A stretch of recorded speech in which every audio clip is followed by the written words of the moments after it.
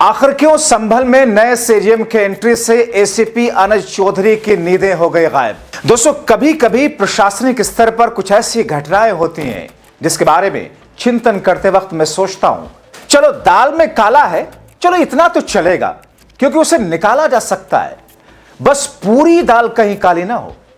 बेहद ही संवेदनशील संभल में कुछ ऐसा ही हुआ।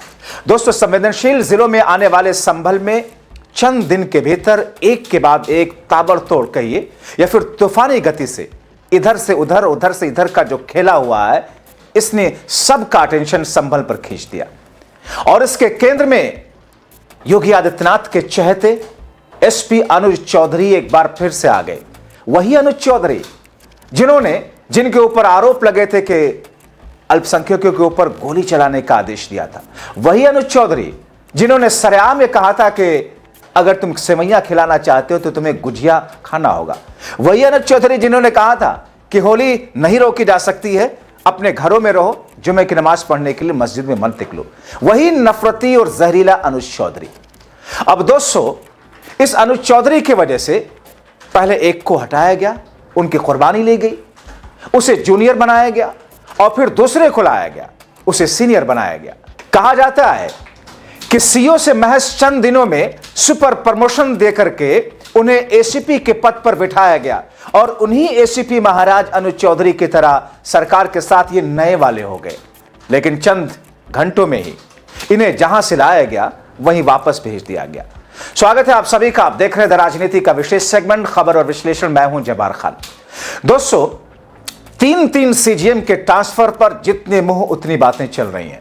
इस तमाशे के पीछे कोई तो ACP Anuj Chaudhary and company, जिसमें इंस्पेक्टर अनुज तोमर 10 से ज्यादा पुलिसकर्मी के खिलाफ संभल के पहले वाले सीजीएम के ओर से एफआईआर किए जाने के आदेश देने को असल रार की जड़ में मान रहे हैं। दोस्तों, संभल में 48 घंटे के अंदर 2 बार मुख्य न्यायिक मजिस्ट्रेट बदल दिए गए। 2 दिन पहले 21 जनवरी को तत्कालीन सीजीएम विवांशु सुधीर की जगह आदित्य सिंह को संभल का नया सीजीएम बनाया गया था। आदित्य सिंह वही जज हैं जिन्होंने संभल की जामा मस्जिद में हरिहर मंदिर के दावे पर एडवोकेट कमिश्नर सर्वे का आदेश दिया था और इस आदेश के बाद संभल में जम करके बवाल हुआ। उनकी नियुक्ति होती स्थानीय वकीलों ने फिर से मोर्चा खोल दिया और भारी विरोध प्रदर्शन किया।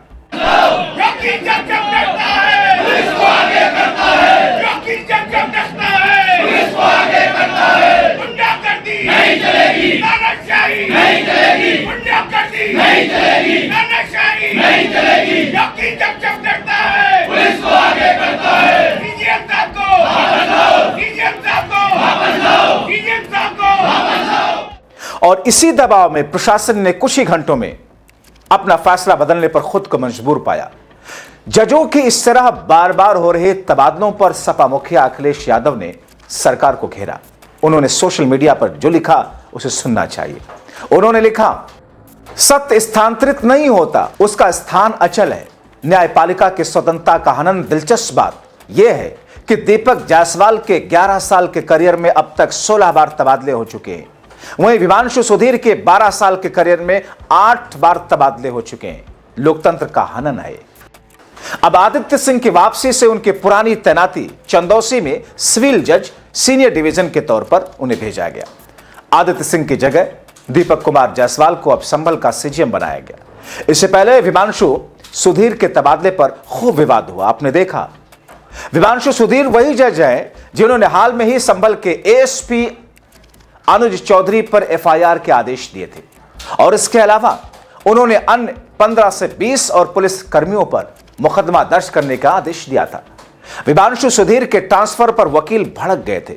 21 जनवरी को वकीलों ने चंदौसी कोतवाली के पास इस फैसले के खिलाफ विरोध प्रदर्शन किया था और इस दौरान वकीलों ने सरकार और प्रशासन के खिलाफ जमकर नारेबाजी की थी।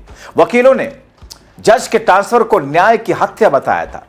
दोस्तों, रिपोर्ट के मुताबिक प्रदर्शन कर रहे कुछ वकीलों का कहना था कि अच्छे जज को जानबूझ करके डिमोट किया जा रहा है।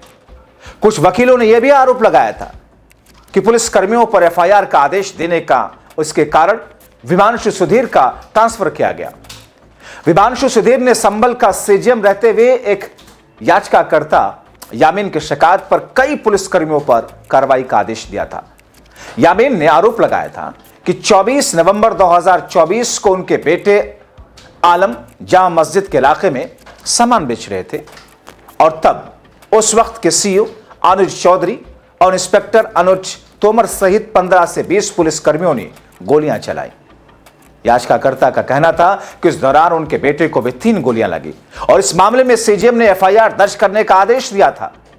हालांकि संभल के एसपी कृष्णा कुमार बिश्नोई ने सीजीएम का ही, अदालत का ही आदेश मानने से इनकार कर दिया था। इस बात को दिमाग में रखिए दोस्तों। अब आप सोच सकते हैं दोस्तों, एक एसपी की इतनी हिम्मत हो जाए कि वो अदालत के फैसले को मानने से इनकार कर दे। जाहिर तौर पर उसके पीछे किसी न किसी का मजबूत हाथ होगा।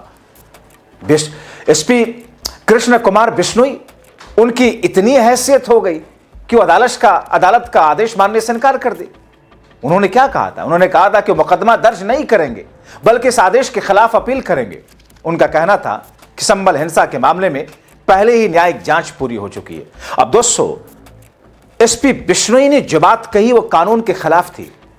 अदालत ने कोई आदेश दिया है, अगर पुलिस को करने की जिम्मेदारी है, कर्तव्य है उसका, वो दूसरी अदालत में जाए, उस ऑर्डर के ऊपर स्टे लेकर के आए, तब उस आदेश को मानने से इनकार कर सकते हैं और वो आदेश अपने आप स्टे हो जाएगा।